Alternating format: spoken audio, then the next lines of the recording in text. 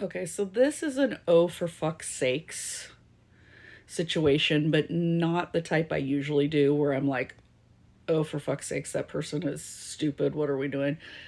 This is a tragedy. This is where I'm going, oh for fuck's sakes, what are these judges doing that are putting criminals back out on the street? This involves a little 3-year-old boy, Julian Wood, who was stabbed to death by Bianca Ellis. And she should not have been out on the street. So this is Julian. He just had his last day of preschool on May 29th, and on June 3rd, he was stabbed to death. Now, this is Bianca Ellis at her arraignment the other day, and this is just disgusting. She's smirking. She's playing it up for the camera. Complete lack of care that she murdered someone. Like, I can't even watch that video of her smirking and acting like it's a joke in court as she was being arraigned for murder. She went to a thrift shop and stole some knives and then went next door to a grocery store, spotted Julian's mother and Julian, and followed them out to the parking lot where she went up and stabbed Julian while he was in the shopping cart. His mother tried to get him out of the cart, and she proceeded to stab his mother as well. Now, both were rushed to the hospital, but sadly, Julian passed away from his injuries. Now, according to law enforcement, Woods' suspected killer claimed that she killed before. 3 months prior to Julian's murder, she told police in North Olmsted that she killed a woman in California and that she would kill again. Fox 8 said she remained free to roam the streets and the country, and she had also traveled to Florida. Now, according to what Fox 8 found out, Ellis had a probation violation on a warrant from Rocky River Municipal Court stemming from a May 2023 misdemeanor theft.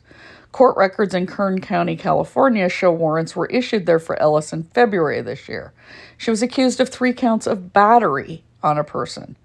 Despite the warrants in California, Ellis somehow got back to Ohio and ended up in a women's shelter in February. On February 24th, an official at the shelter called Cleveland Police, saying Ellis wanted to confess to murdering someone in California. She then went and explained that sometime in the last few months, she murdered someone in Bakersfield. She said she dumped the body in an unknown area, possibly near a river. The Cleveland officer reached out to a detective with Bakersfield Police who said they had several unsolved homicide cases that sounded similar, but none of those cases listed Ellis as a main suspect.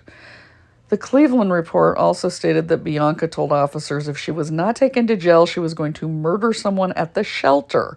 She also said she wanted to kill someone and eat their flesh. Bakersfield Police said they did not have enough evidence to hold Ellis on the murder case, and they would not come and get her on the assault warrants. Now, wouldn't you think that Bakersfield Police would want to at least interview her and come get her on those warrants, especially when she's saying she killed someone, or at least put her on a psych hold while you wait to come interview her? It says Cleveland Police also reached out to North Olmsted Police on her probation violation warrant. However, North Olmsted Police said they would not take her into custody. They recommended to advise her of the warrant. They then took her to a hospital for mental health evaluation.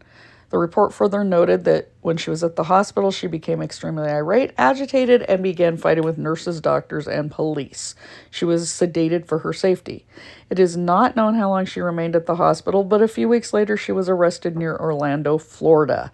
Reports from the Osceola County Sheriff's Office show she was arrested on a trespassing charge after she refused to leave a hotel. She ended up back in Ohio, where she was arrested just days before the murder of Julian. A magistrate recommended a mental health check. The Rocky River Municipal Court judge released her without a hearing.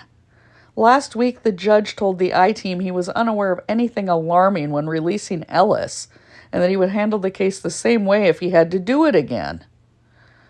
Monday morning, Ellis appeared in Cuyahoga County Court to begin facing charges tied to the murder of Julian Wood and the attack of his mother.